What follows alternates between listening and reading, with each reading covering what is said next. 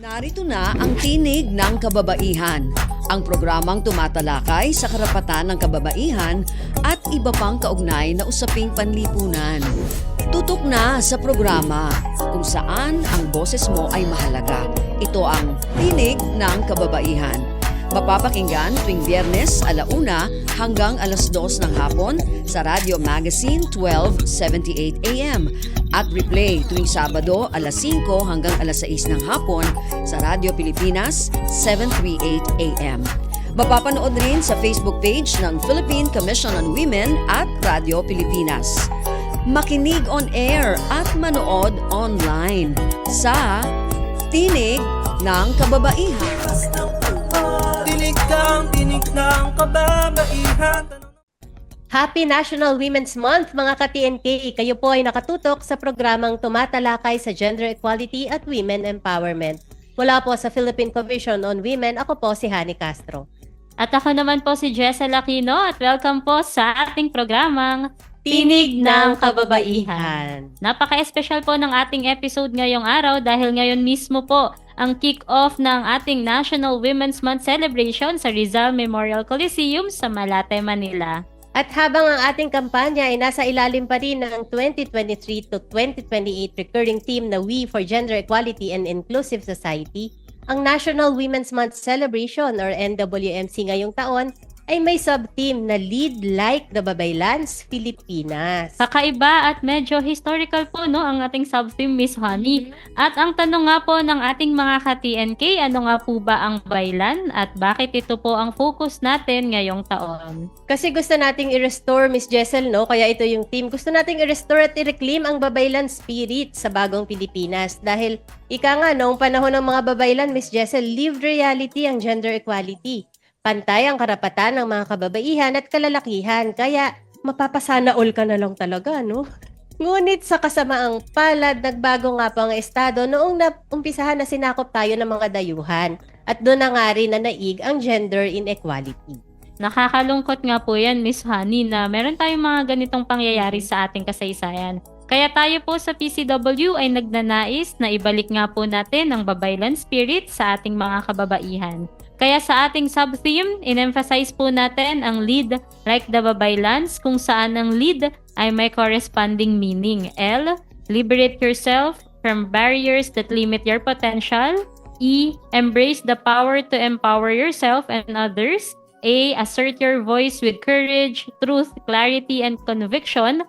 At D, devote your talents to the building of bagong Pilipinas and ASEAN. Mahalaga na nabanggit dyan ang tungkol sa ASEAN dahil ngayong taon nga rin, Miss Jessel, no, ang pag-assume ng ating bansa ng ASEAN chairship at ang pag-lead naman natin sa ASEAN Committee on Women. Tama po, Miss Honey. Kaya naman nakaka-excite talaga ang National Women's Month celebration natin ngayong taon. Kaya muli, Happy National Women's Month sa ating mga ka-TNK.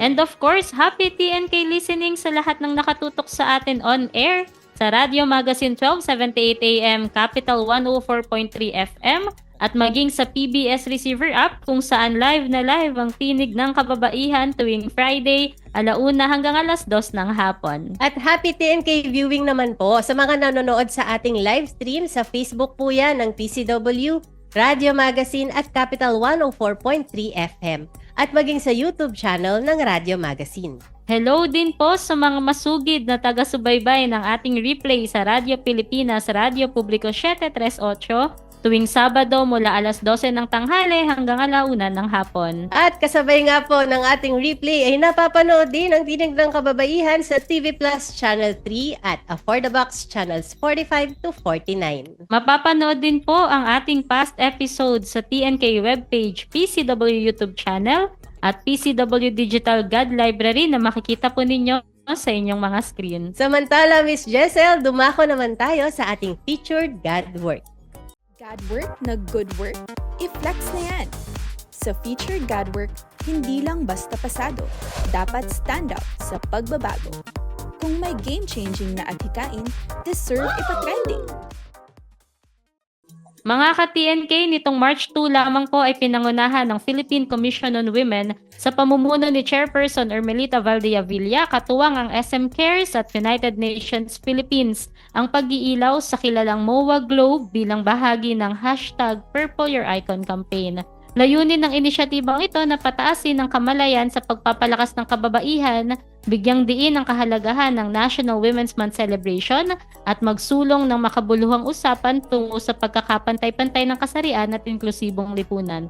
Sa pamamagitan ng pag-iilaw ng mga tanyag na gusali, tanggapan at pampublikong espasyo, nagiging plataporma ang kampanya para sa advokasya at hinihikayat ang mga komunidad at institusyon na ipakita ang kanilang suporta sa karapatan ng kababaihan. Lubos po ang pasasalamat ng PCW sa SM Cares at UN Philippines sa patuloy na pakikiisa sa makabuluhang taunang tradisyong ito na nagbibigay inspirasyon sa pagkilos at nagpapatibay ng sama-sama nating advokasya. At para sa pangalawa nating featured Godwork, Pangulong Ferdinand Marcos Jr. pangungunahan ang delegasyon ng Pilipinas sa 70th session ng United Nations Committee on the Status of Women o UNCSW 70. Sa pagbubukas nga po ng UNCSW 70 sa March 8, kasabay ng International Women's Day, ay pangungunahan ni Pangulong Ferdinand Marcos Jr. ang Philippine delegation sa UN headquarters sa New York City. Ang Commission on the Status of Women o CSW ay ang principal global intergovernment body para sa promotion ng gender equality, rights, and empowerment of women sa United Nations. Ang tema ng session ngayong taon ay Ensuring Strengthening Access to Justice, na nagsisilbing malinaw na panawagan para sa agarang pagkilos at mas pinaigting na proteksyon at hustisya para sa lahat ng kababaihan sa buong mundo.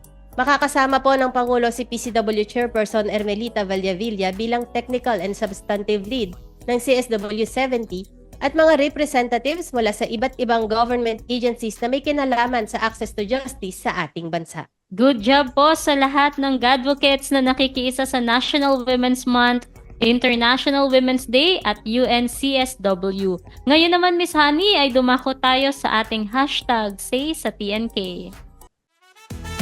Oras na naman para sa #SaySaTNK, kung saan natin pinupulsuhan ang ating mamamayan tungkol sa topic natin kada episode. Para sumali, bisitahin at i-follow ang PCW Facebook at X accounts sa @PCWGovPH, kung saan ipopost kada Webes ang ating question for the week. Dito sa TNK, lahat tayo may say. Kaya makipagtalakayan na sa amin at sumali sa #SaySaTNK. Para sa ating #SaySaTNK question of the week, dahil ang NWMC team nga ay Lead Like the Babaylans Pilipinas, nais namin malaman sa ating mga ka-TNK. Kung ikaw ay isang makabagong babaylan, ano-ano ang mga hakbaang na gagawin mo upang gamitin ang iyong natatanging galing at karunungan sa paglilingkod at pamumuno sa iyong komunidad? Nakapost na po ito sa ating PCW Facebook page, official Viber channel at sa ating Godvocates Facebook community, kung saan pwede po kayong mag-react at mag-comment ng inyong mga insights. Pwede rin po kayong mag-text sa 0917-845-4814 kung nais po ninyong maging anonymous ang inyong comment. Tandaan, dito sa TNK, lahat tayo ay may say. At upang ipaliwanag sa atin kung ano nga ba ang her story ng mga babaylans, may makakasama tayo ngayong araw na isa mismong historian. Sino kaya siya? Abangan yan sa pagbabalik ng Tinig ng Kababaihan. Huwag bibitiw, magbabalik agad ang programang nagbibigay tinig sa mga kwento, adhikain, tagumpay at dagdag kaalaman para sa kababaihan. Ito ang Tinig ng Kababaihan. Tinig ng kababaihan, tanong na madahalaga niya. Pagtataguyod sa pampinansyal na katayuan, ekonomiya at kabuhayan, mga mekanismong pang-institusyon para sa pagsulong ng kababaihan. Sa media ay ang tamang pagsasalarawan. Tumayo, sumigaw, ikalat ang balita, pantay-pantay lahat, walang pinag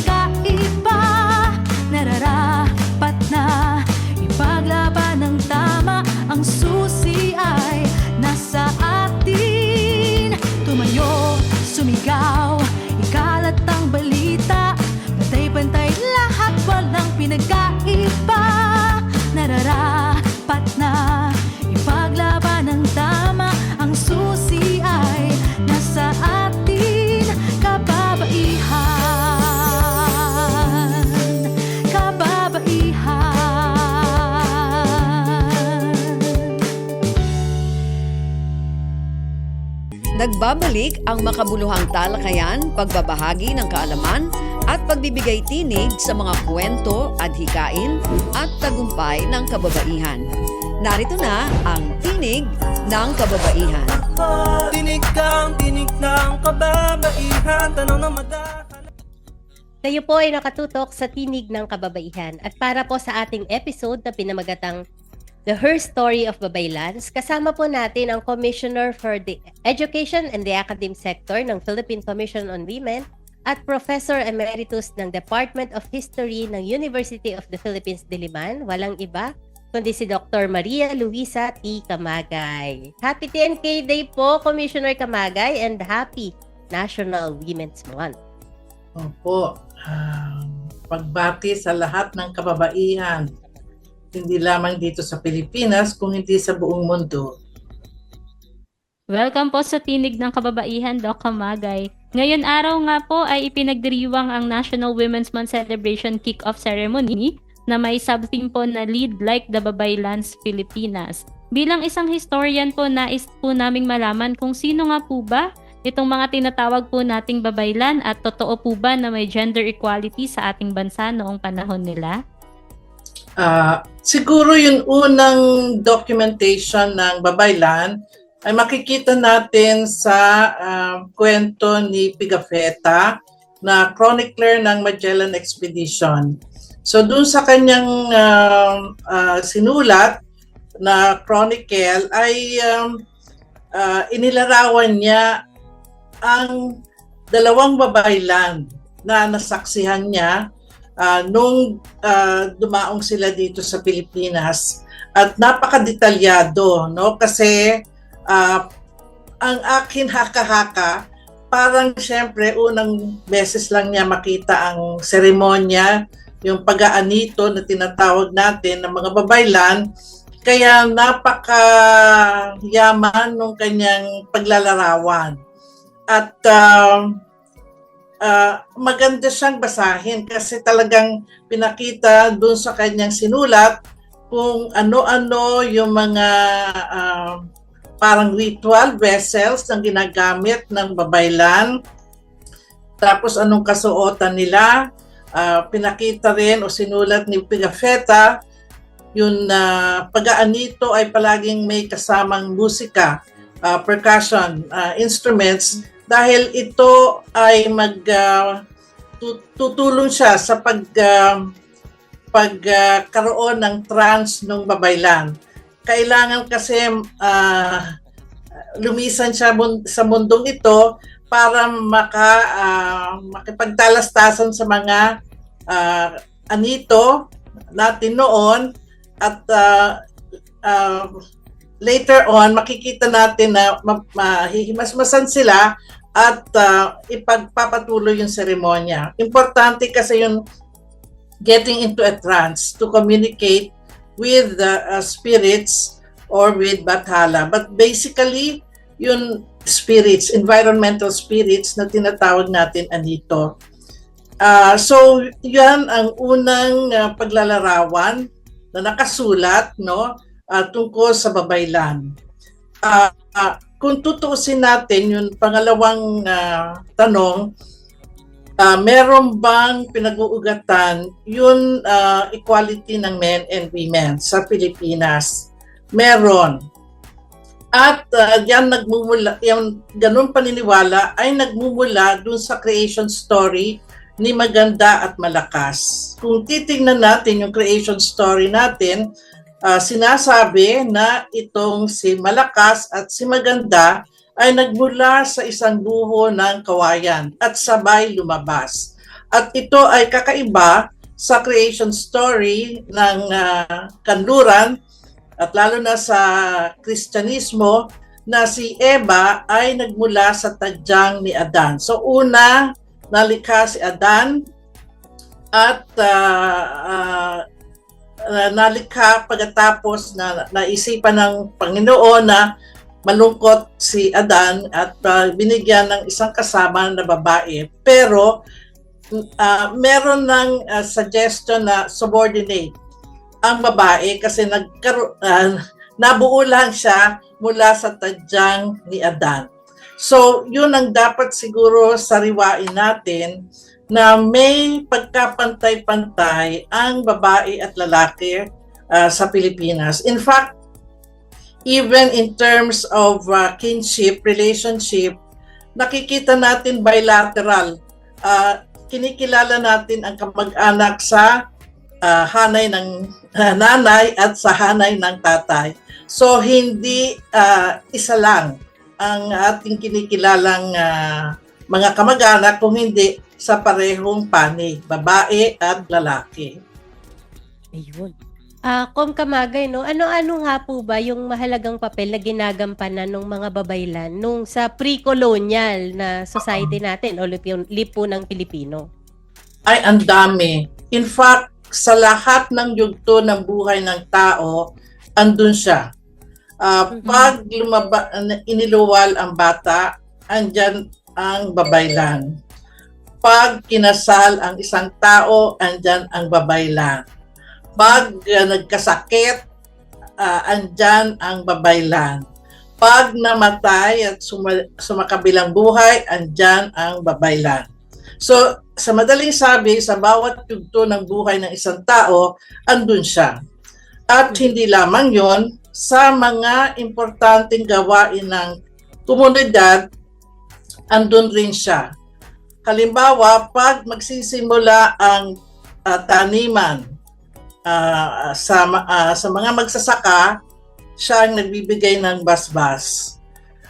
Pag papalaot ang mga tao, siya rin ang nagbibigay ng basbas. So, lahat ng gampanin sa loob ng lipunan, andyan ang babaylan. So, talagang kung tutuusin natin, napakahalaga, di ba dun sa dato na political ang kanyang papel sa barangay noon, ay napakahalaga ng papel ng babaylan, no? So, yun dun sa lipunan, yung daily activities, ceremonial activities, andyan, lahat yan ginagampanan ng babaylan. Ang galing po pala, no? Parang lahat po ng aspeto ng buhay ng isang tao nung panahon po nila na ikasama yung babaylan po. Kung dahil nabanggit nyo nga po na yun nga, kasama lagi natin nung mga panahon na yun yung babaylan po, no? Sa tingin nyo po, sa ating mga pag-aaral po, paano po ninyo mailalarawan ng kababaihan bilang leader nung panahon po ng pre-colonial era po? Alam niyo, pagka parang batay dun sa akin pananaliksik, yung mga babaylan, usually asawa sila nung dato.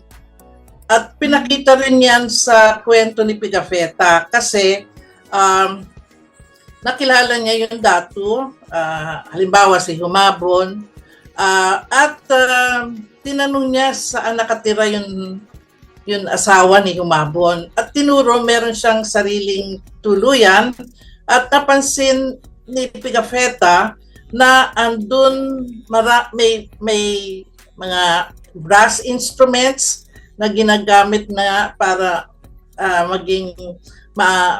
magkaroon ng komunikasyon ang babaylan at saka ang mga anito. Nakita rin niya yung mga jars, porcelain jars yan o earthen jars, andun rin. So, at ayon kay Pigafetta, pagkatapos, kasi dun sa pag-aanito, merong baboy na parang sasaksakin ng babaylan. At pagkatapos niya masaksak, yung dugo ng baboy ay pinapahid sa mga taong nasa paligid.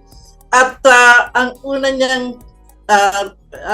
unang pinapahira ng dugo ay yung dato.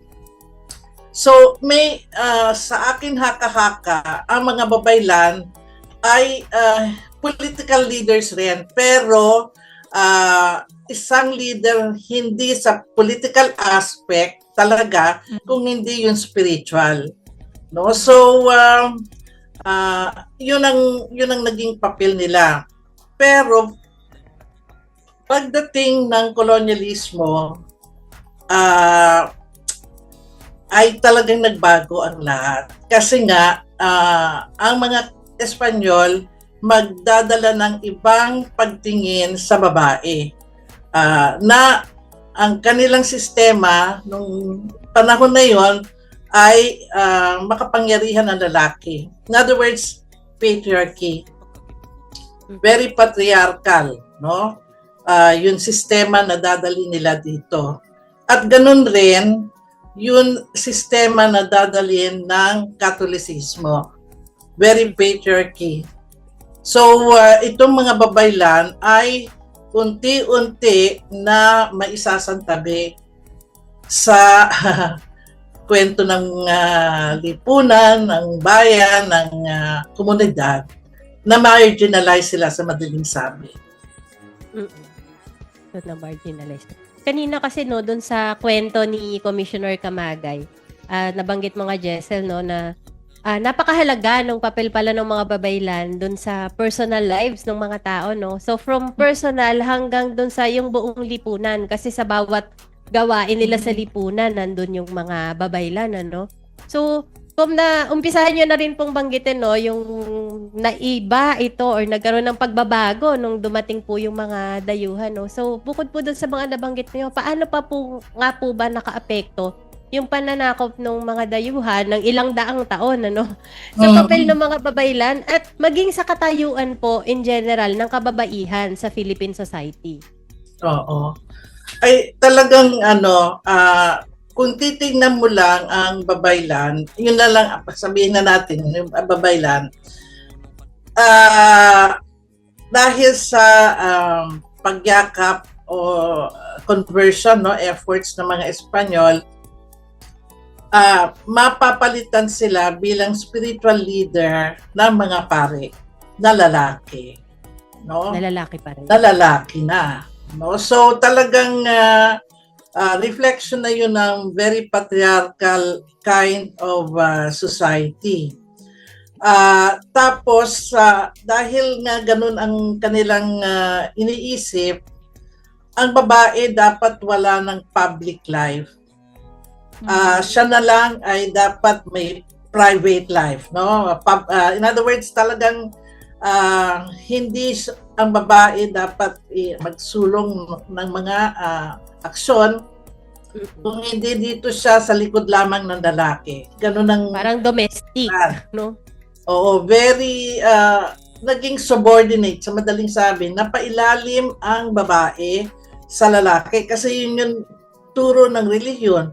Yun rin yung ibig isulong ng mga Espanyol sa lipunan.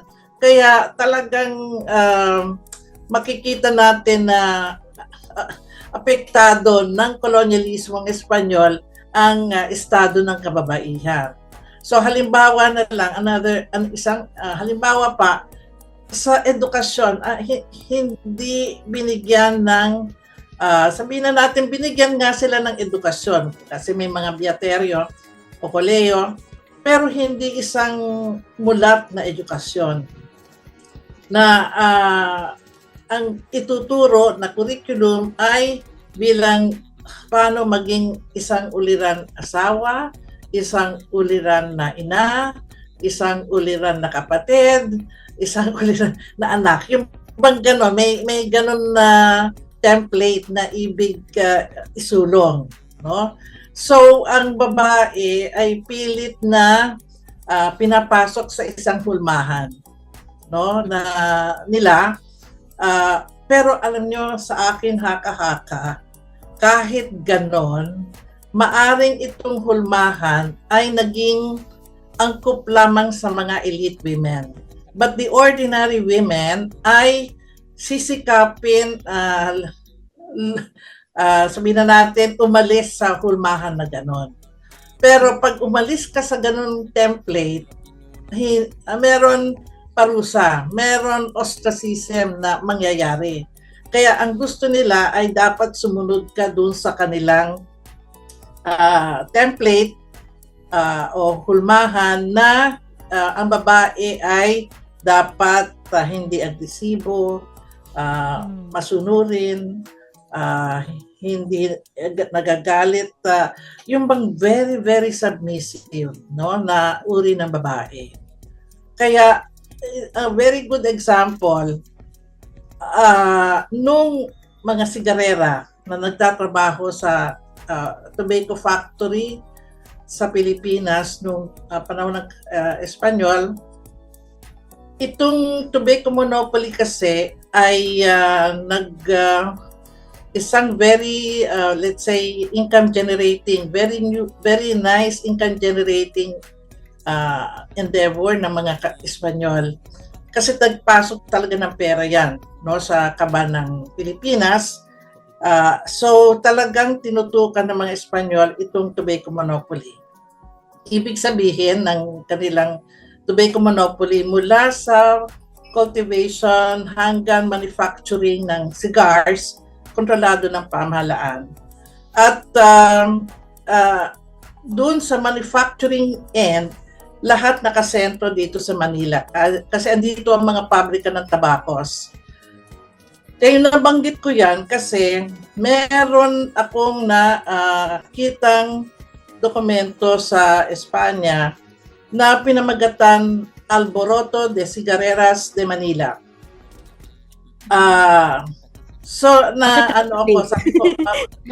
Sabi ko baka interesting ito. So tinignan ko yung documents.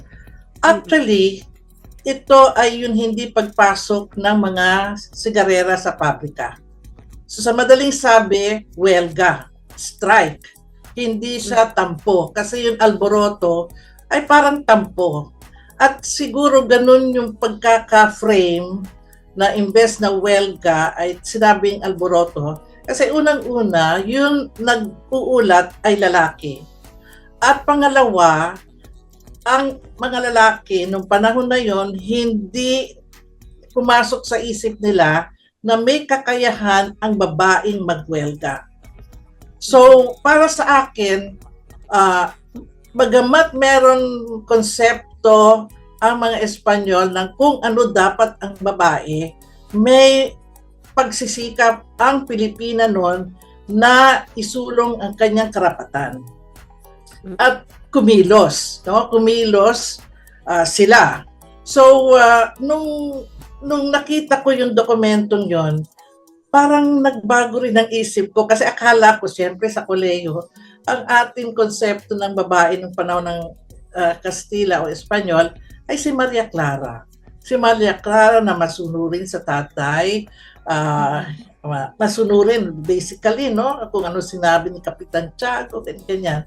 At so parang nagbago yung isip ko, ba akala ko itong mga kababaihan ng panahon ng Espanyol ay gano'n nga, no, mabait, masunurin, na tahimik, na madaling himatayin kung kailangan mahimatay. So parang sa akin, this is parang ikutan pangyayari sa akin yun eh. Kasi doon ako nagkaroon ng interes sa kababaihan at alamin kung ano ang kanilang nakalipas. No? So yun, binagay ko ito bilang halimbawa na bagamat merong ganun ideya ang mga Espanyol, pilit ang mga Pilipina nakikilos. No? Lalong-lalo na kung karapatan sa kanilang paniniwala, karapatan nila bilang babae o bilang manggagawa ay hindi na ginagalang. No? So, yun yung turning point sa akin na career as a historian. So, ngayon ang akin tutok talaga ay history of women in the Philippines. No? Kasi kung tutusin natin, hindi nababanggit ito sa mga textbooks. Tignan lang yung textbook ni Agoncillo, ang banggit lang sa babae, sisimulan ng Babaylan, sundan ng women's chapter ng Katipunan, pagkatapos nun wala na. Tignan nyo lang yung index ng libro, wala nang banggit tungkol sa mga kababaihan. Kahit na yung karapatan, yung kampanya para matamo natin yung karapatan bumoto, hindi naman yan nababanggit. Yun yung sabihin na natin, rurok ng pagkapantay-pantay. No? Yun, mabigyan ka ng karapatan bumoto para lumahok at tumulong, no, sa pagpapatakbo ng bayan, ng pamahalaan. Ayun, ang ganda. Ang dami nating natutunan kay Com Camagay po. No? Maraming salamat po, Commissioner Camagay, sa iyong mga exciting at inspiring po na mga ibinahagi po sa amin. No? Simula pa lang po yan ng ating talakayan. Marami pa po tayong mga katanungan kay Commissioner Camagay matapos lang po ang ilang paalala. Magbabalik po ang Tinig ng Kababaihan. Huwag bibitiw, magbabalik agad ang programang nagbibigay tinig sa mga kwento, adhikain, tagumpay at dagdag kaalaman para sa kababaihan. Ito ang Tinig ng Kababaihan. Tinig ng kababaihan, tanong na madakalagan. Game, 1, 2, and... Paatuhon, balik at ulo, itapwetan, may wangat sus. Huwag mong titigan ang hindi sa'yo at maging disenteng tao. Pare, ang catcalling ay isang uri ng sexual harassment. Di biro ang sexual harassment at di nakakamacho ang pang-aabuso. Isang paalala mula sa Philippine Commission on Women.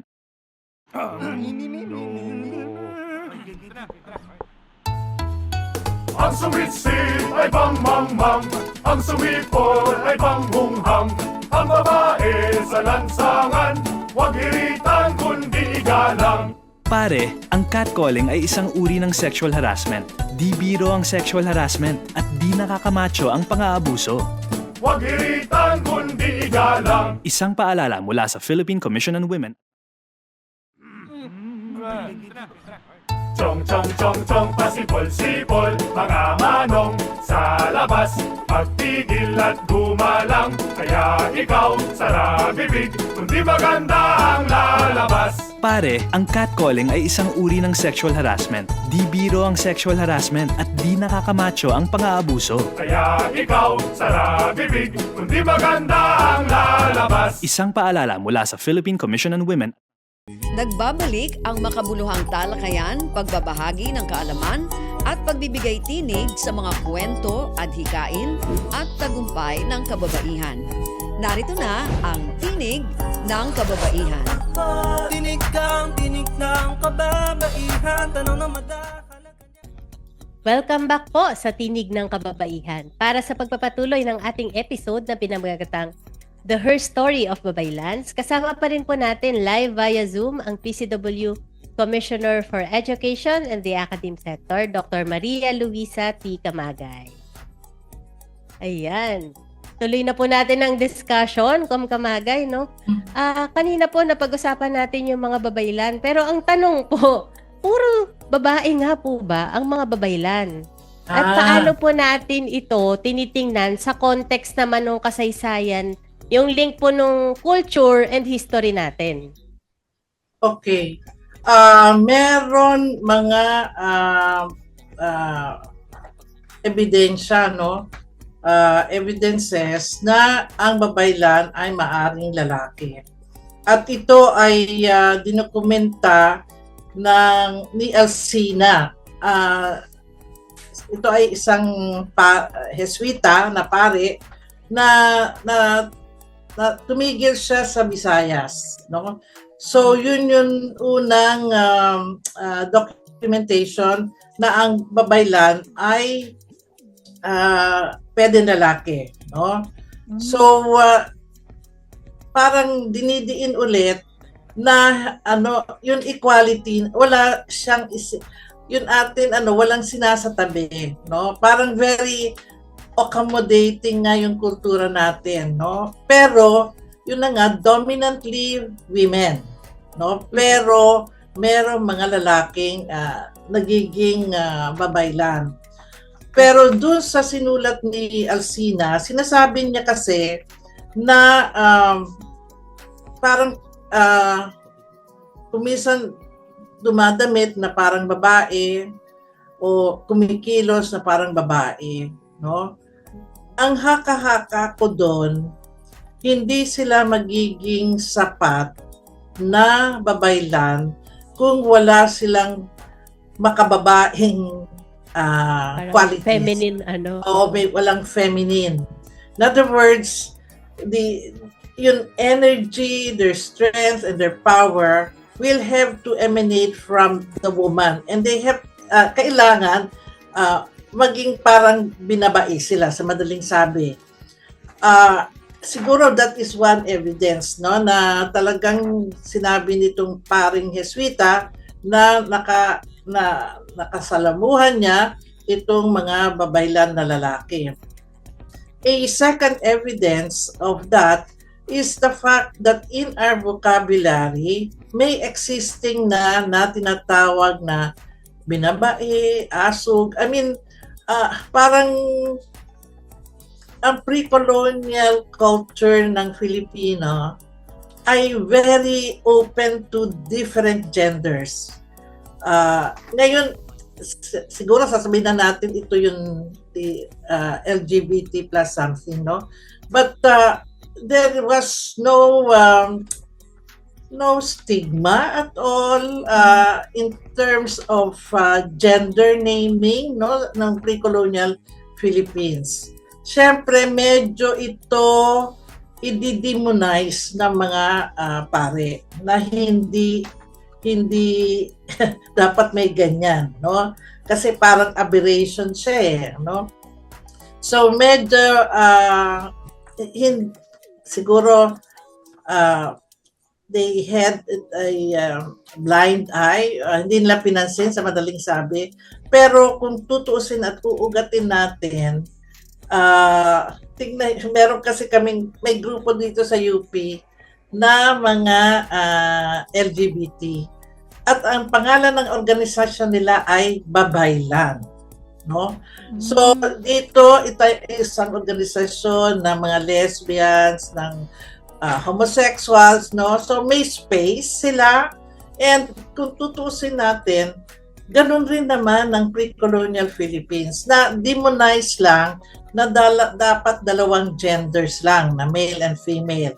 Pero kung babalikan natin ang atin kultura bago dumating ang mga dayuhan, ay talagang napakabukas, no?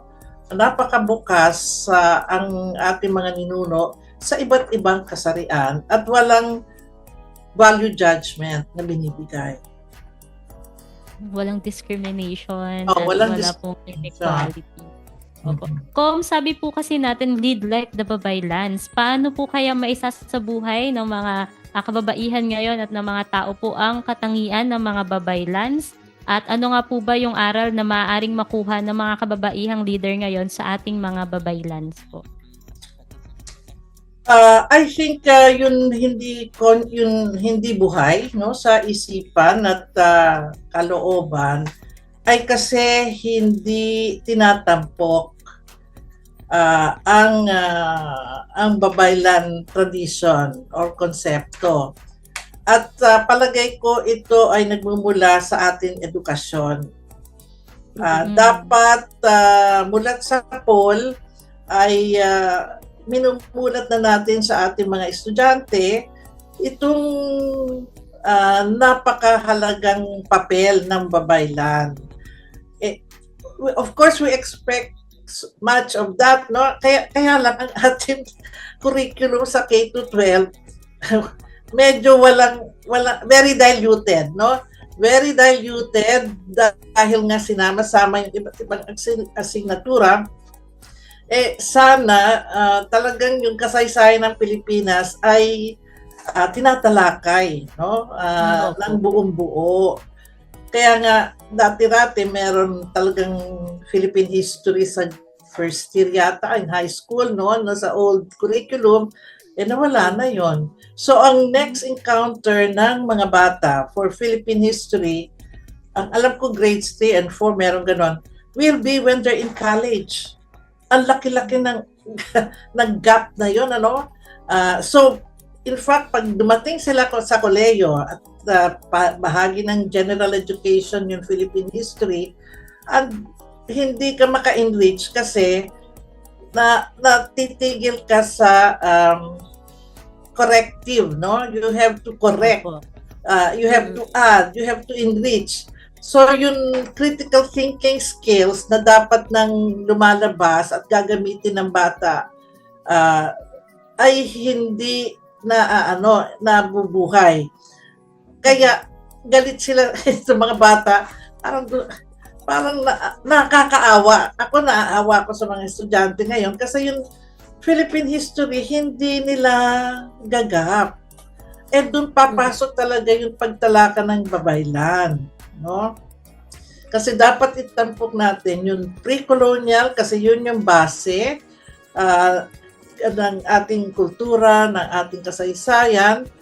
At tingnan, kasi talagang hindi mo naman maisasatabi na yung 300 years ng Spanish period, yun almost 5 decades, no? 50s of the American period, 3 years of the Japanese period, hindi given na yon. But if our curriculum in history will talagang focus on Philippine history, ay malaking bagay yon, no? Malaking bagay kasi hindi parang ang nangyayari parang ito, pag babae, buwan ng kababaihan, dyan lang binubuhay. After that, wala na.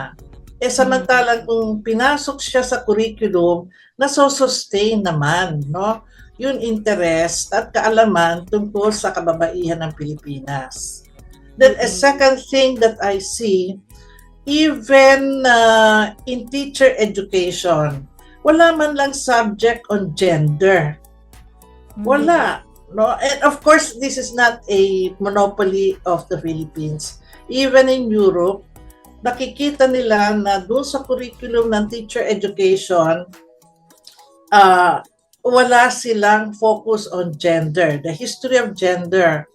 No? Kaya, yun rin, itong paksang ito ay buhay na buhay kasi they're really wanting to include the other genders. Dapat walang naiiwan. Inclusive dapat, no? Inclusive. Walang nadidihado.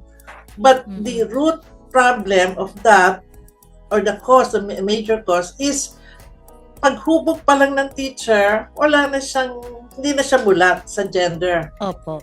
No? So, dapat yun ang isa rin na tutukan. No? Paano kung magtuturo ng equal ang babae at lalaki kung wala ka namang alam, no? So, ikaw mismo hindi mo alam. Yeah, it should be a core course, a part of the talagang required course in teacher education.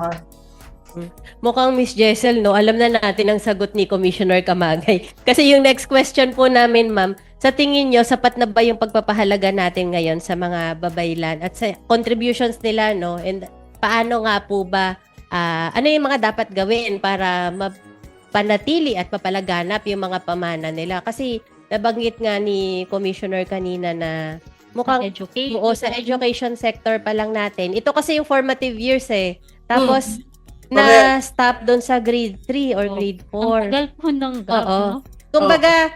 Kumbaga yung paghubog ng kamulatan ng mga bata, no, doon sa kultura natin, sa kasaysayan natin, and paano itong magamit para doon sa mas matatag na kinabukasan, no, nawala kasi baka naunahan na po tayo na-expose na po sila sa pop culture ng ibang bansa imbes na sa Pilipino, no? Correct, correct. I agree with you. I agree.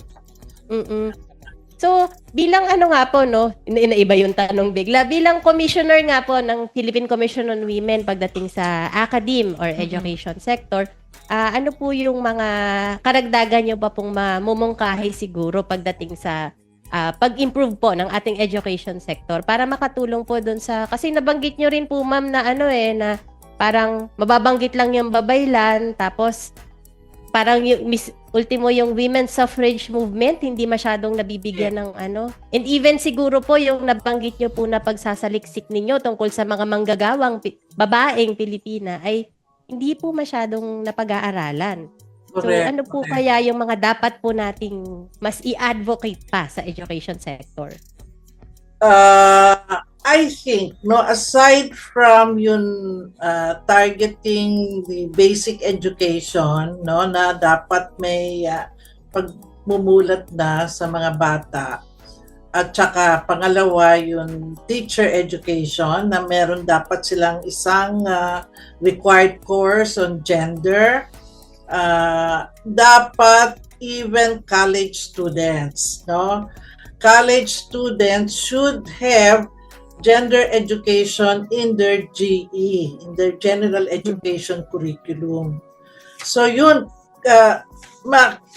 mabibridge na natin. So basic education, tapos teacher education, ngayon yung tertiary education ay dapat rin may course, no? In their general education curriculum on gender. Para buong-buo na ang mangyayari, ang talagang reinvigoration or reawakening of gender history.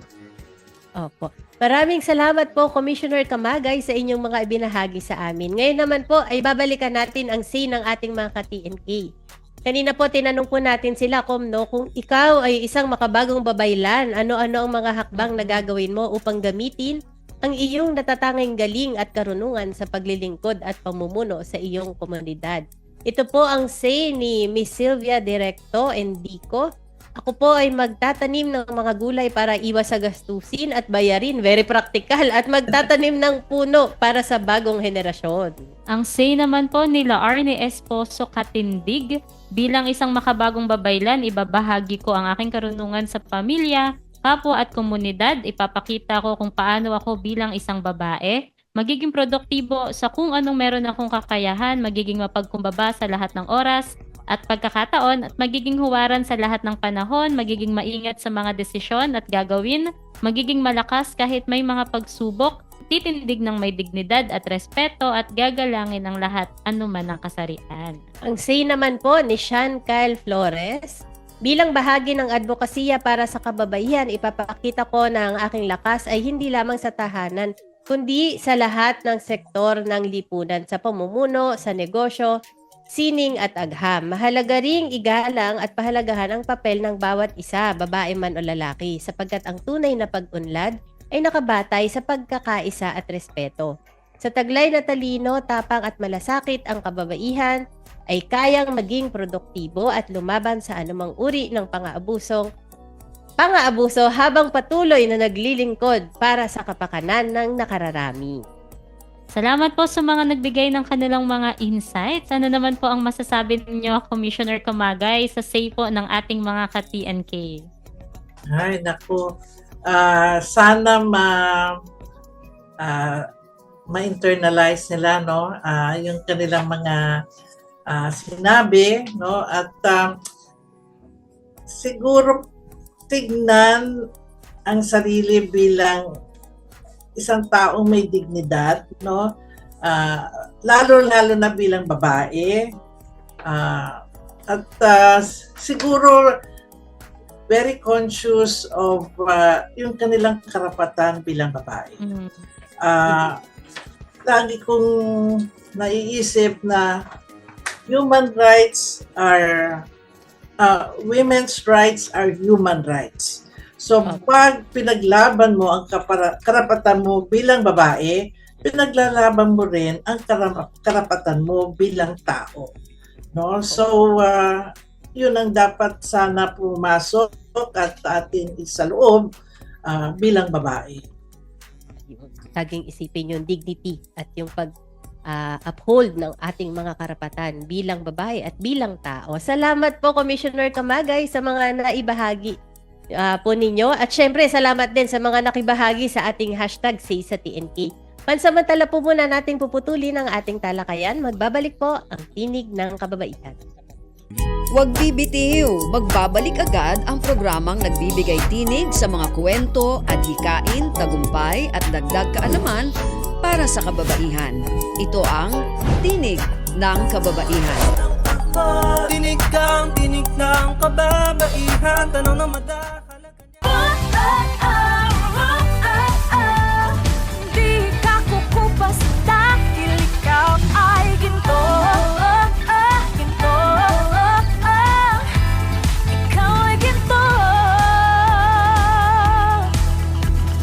Kaya mong itago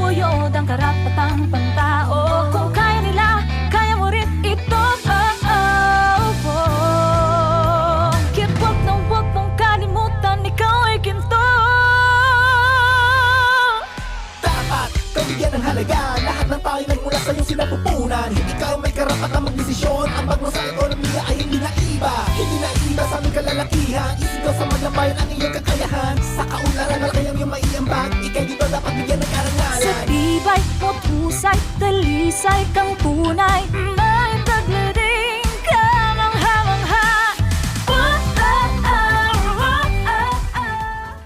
Nagbabalik ang makabuluhang talakayan, pagbabahagi ng kaalaman at pagbibigay tinig sa mga kwento, adhikain at tagumpay ng kababaihan. Narito na ang Tinig ng Kababaihan.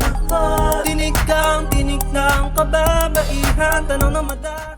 Kayo po ay nakatutok pa rin sa Tinig ng Kababaihan at kasama pa rin po natin si Dr. Maria Luisa T. Camagay para sa ating episode na The Her Story of Babaylans. Bilang pagtatapos, Tom Camagay, ano po ang inyong mensahe sa mga kababaihan at kabataang Pilipino tungkol sa kahalagahan po ng pagkilala sa ating kasaysayan at sa papel ng kababaihan dito?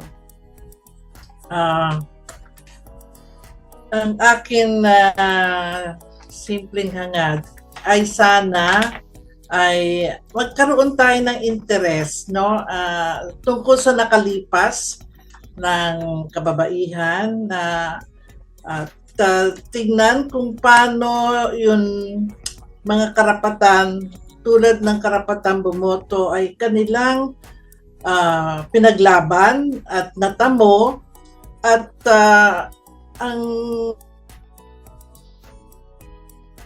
ay gamitin ng mabuti dahil talagang pinaglaban nila ito at alam naman natin na may mga halalan na ginaganap sa ating bayan ay sana ay bilang babae na may pantay, no, na karapatan ay maggamit ng mabuti ang karapatan bumoto, no? Napakahalaga kasi yung voters education sa mga babae. At yun ang gusto kong sana mailunsad na meron tayong kampanya ng voters education, political participation of women. Kasi sa totoo lang, mas maraming babae sa mundo kaysa lalaki at ganun rin dito sa Pilipinas. At yung karapatan natin bumoto ay paraan natin makilahok sa kung paano mamahala, paano yung ating pamahalaan ay magiging mabuti at itong karapatan bumoto rin ay ating paraan bilang partisipasyon natin sa ating bayan. So, sana ay isaisip ito ng kababaihan ng Pilipinas. Muli, maraming salamat po, Dr. Maria Luisa T. Camagay, ang Commissioner for Education and the Academic Sector ng Philippine Commission on Women at Professor Emeritus ng Department of History ng University of the Philippines, Diliman. At sa punto pong ito, mga ka-TNK, nais nating pasalamatan ng Radyo Pilipinas Presidential Broadcast Service, Bureau of Broadcast Services sa pamumuno ni Director General Fernando Dindo Amparo Sanga at sa mga production personnel na nakatuwang po natin sa broadcast ngayong araw. Salamat din po sa mga nakasama natin mula sa Philippine Commission on Women. Sa pamumuno po yan ng aming chairperson, Ermelita V. Villavilla, na nagdiwang ng kanyang kaarawan noong March 3. Happy birthday po, Chair! Ayan. At salamat rin sa social marketing section ng PCW na bumubuo sa TNK production team. Tandaan ang Women's Role in History Month o mas kilala bilang National Women's Month Celebration ay pagbibigay pugay sa mga kababaihan kasama na nga po ang mga babaylan. Sila ang mga sinaunang Pilipina na nagpatunay na ang kababaihan ay may likas na talino, lakas at kakayahang mamuno. Sa diwa ng ating sub-theme na Lead Like the Babaylans Pilipinas, inaalala natin na ang pamumuno ng kababaihan ay hindi na bago sa ating lipunan, kundi ay nakaugat sa ating kasaysayan. Mga ka-TNK, ako po si Jessel Aquino. At sa bagong Pilipinas, dala ng bawat kababaihang Pilipino ang diwa ng babaylan. Naway magsilbi silang gabay at paalala sa mahalagang gampanin ng kababaihan na makibahagi at manguna para sa kaunlaran, kapayapaan at pagkakapantay-pantay. Muli, Lead Like the Babaylans, Pilipinas. Mga ka-TNK, ako po si Hani Castro. Happy National Women's Month po sa ating lahat. Manatiling nakatutok sa ating himpilan Hanggang sa susunod na episode ng ating programang Tinig ng Kababaihan. Labas ng pagpag, tinig ng kababaihan. Tanong na madahalaga niyang di matatawaran. Labas ng pagpag, may mga sigabong pagdiriwang sa pakinabang na tulad ng